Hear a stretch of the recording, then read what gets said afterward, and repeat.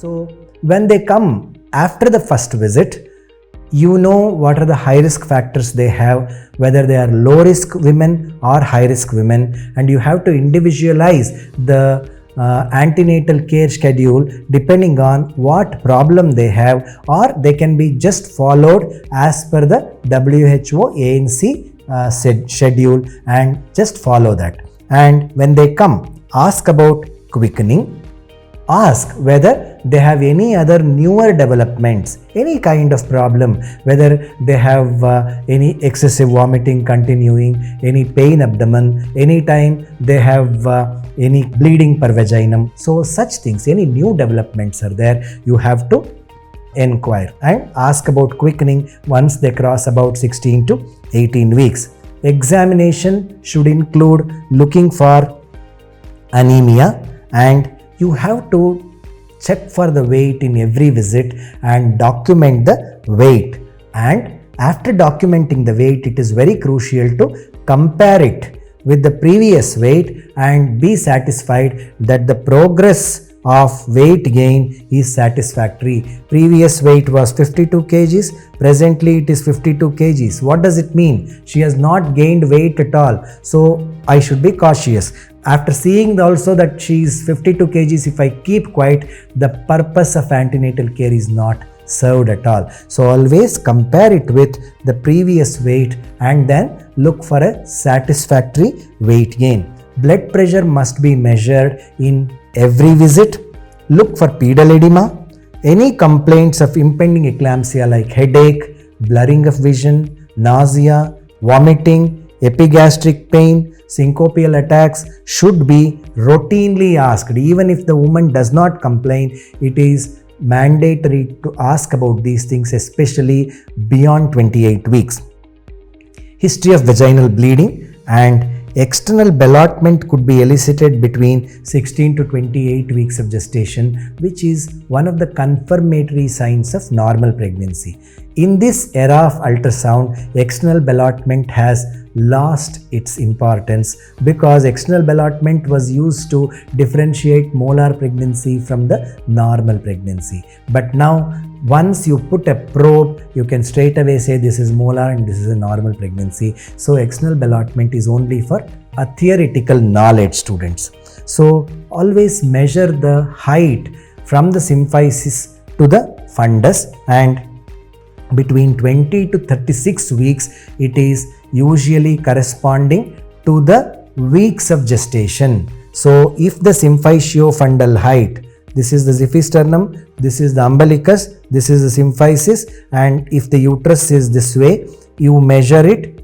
If it is 24 centimeter, that means the gestational age is 24 weeks. So again, little higher, 26 centimeters, it is 26 weeks. So this is one information. The other is, with every advancement of 4 weeks, you expect about 4 centimeters raise, and if the difference between one examination and the other examination, or if the discrepancy between her gestational age and the symphysiofundal height is more than 3 centimeters or 3 centimeters, it is indicative of growth restriction, or that the uterus is smaller than expected and you have to investigate her further. And abdominal girth is measured once the uterus reaches the level of the umbilicus, and this also gives us information. Roughly, even the abdominal girth in inches would correspond to the period of gestation, almost from 24 weeks to 36 weeks. Auscultate for fetal heart sounds at the end of your examination. Clinical fundal height measurement is also a part of your examination, other than what you do the obstetric examination, but obstetric grips are done only after 34 weeks. Till then, you also clinically do the fundal height measurement, but symphysiofundal height is more informative and more objective compared to the fundal height examination. So if the uterus level is at different heights from the symphysis pubis, then you can know roughly what is the duration of gestation. You see at pubic symphysis 12 to 14 weeks, 1/3 distance from umbilicus to pubic symphysis 16 weeks, 2/3 distance around 18 weeks, just at the lower border of umbilicus it is about 20 weeks, just above the umbilicus it is 24 weeks, and again 3 parts divided from xiphisternum to umbilicus. First 1/3 height is 28 weeks, next 1/3 height or 2/3 from the umbilicus to the xiphisternum is 32 weeks. At the xiphisternum it becomes 36 weeks, and after 36 weeks, for lack of space, uterus falls forwards, and this falling forward of the uterus brings the fundus to the level of 32 week sized uterus, but flanks appear full. So this is how you can, by doing a clinical examination of the fundal height, say what is the duration of gestation. Same thing has been shown diagrammatically here. Symphysiofundal height measurement is most ideal because it is more objective, right? The fundal height measurement could be subjective. Obstetric grips are usually done beyond 34 to 36 weeks, or if the patient presents with any signs and symptoms of preterm labor, you are supposed to do, or sometimes if the patient presents with indication which requires delivery immediately, maybe APH, or sometimes even she can present with severe preeclampsia in which you want to deliver her to treat the condition. In such cases, you have to do the grips and find out what presentation it is. Pelvic assessment usually done at 38 weeks, not mandatory. You can do it at the onset of labor or even in active labor. But pelvic assessment can be done at any time. CPD assessment, cephalopelvic disproportion assessment, is ideally done at the time when the patient is in active labor. And during the antenatal discussions, antenatal counseling, you are supposed to discuss about the warning signs as she reaches the 3rd trimester and near term. So about about the possibility of leaking membranes in which the undergarments would probably become wet all of a sudden, then the nature of labor pains, any history of bleeding per vaginum should be explained, and the need for visiting this doctor should be mentioned. Fetal movements, any kind of tumultuous movement, too much of movement, or slowly decreasing and stoppage of movements should warn her to visit a healthcare facility. And birth preparedness is a very important aspect of the antenatal care.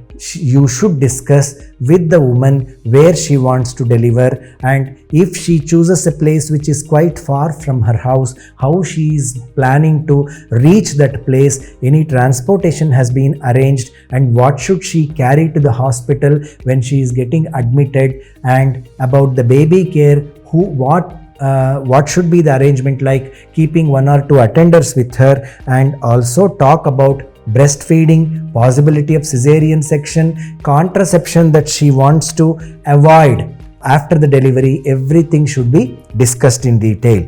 Pros and cons of vaginal and cesarean births are discussed. You know, nowadays women are demanding for cesarean section. So if we have some patience and some time for them and explain about the pros and cons of cesarean delivery and also the pros and cons of vaginal delivery, we may be able to persuade a woman from going for cesarean, rather she can accept the vaginal delivery option itself.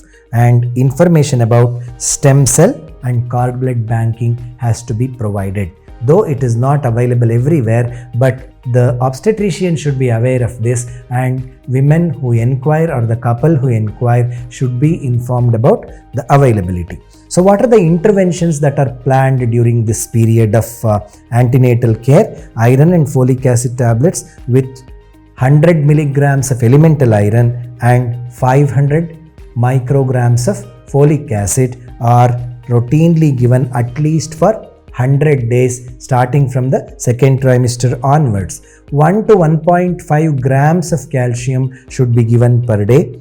Frequent small meals are advised to avoid heartburn, and hemoglobin is tested at 20 weeks, 32 weeks and 36 weeks. right? So this is very crucial to avoid anemia and difficult situation at the time of delivery.